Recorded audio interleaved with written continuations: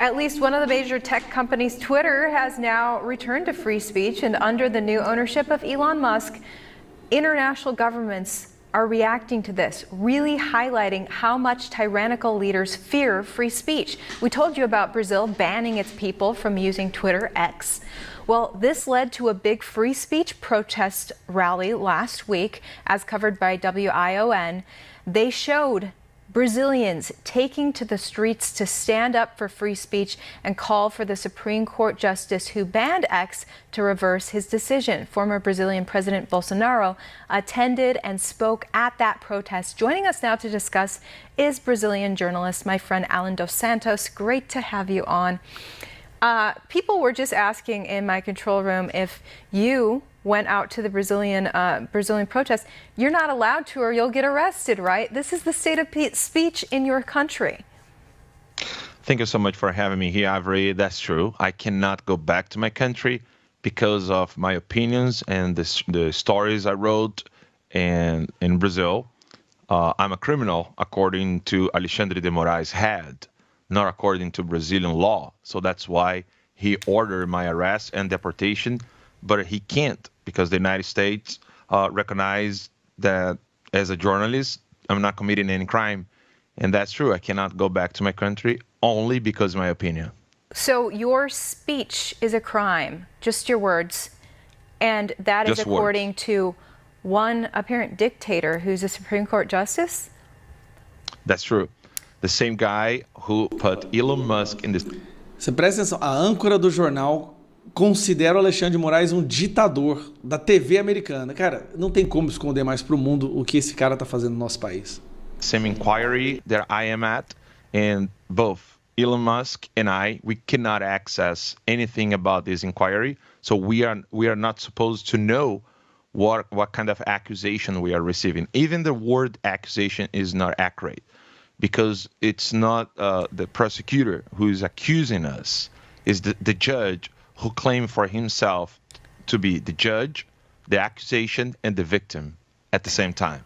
So it's interesting to me that your Supreme Court dictator liked Twitter. Twitter was great. Now that Elon Musk is on there saying, okay, I own the place, now it's free speech again. Now the Supreme Court of Brazil has an issue. They don't want their people to communicate freely with each other on Twitter, it sounds like. So what do you think the Supreme Court doesn't want its people to talk to each other about? The Supreme Court is doing a great job to protect the communist Luiz Inácio Lula da Silva, who is the president of Brazil now. So he's working as a shield to protect Lula. We have right now the worst economy ever in Brazil. We have a lot of farms being burned to the ground, and today they are confiscating the farms who have been burned. That's news today. And the Supreme Court does not want people criticizing these decisions. I'm not the only one journalist who is in exile. I was the first, but I'm not the only one anymore, sadly. There are a lot of journalists outside of Brazil, some of them in exile, others just decided to leave the country to keep doing their work. Like Luiz Lacombe, who is a very famous journalist in Brazil now, he's working with me on Terça Livre, and we are broadcasting on X. And that was unacceptable for the Supreme Court because they wanted to block even the streaming we are doing in the United States. Let me tell you why he wants to do this.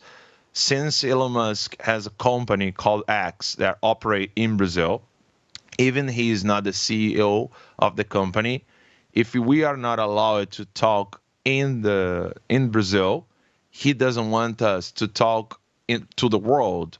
So because the company is also operating in Brazil, he always do that. He put daily fines on the big techs, Instagram, Meta in general, so Instagram, Facebook, Google, YouTube, and now X, and even LinkedIn and other platforms.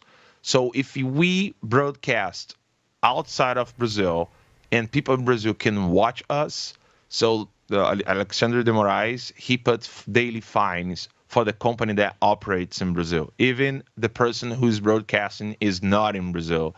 So he doesn't want our opinion to reach the people, because of course the result is clear. People will be upset, angry, and they will protest peacefully, as you saw the last Sunday, and nothing happens in Brazil with these protests and senators that doesn't want to go on with the impeachment process of Alexandre de Moraes. But if we keep talking, if we keep clarifying things and explaining what's going on to the mass, to the people will understand, and they will kind of force the senators to vote in favor of the Alexandre de Moraes impeachment. That's the reason he doesn't want us freely. Unbelievable.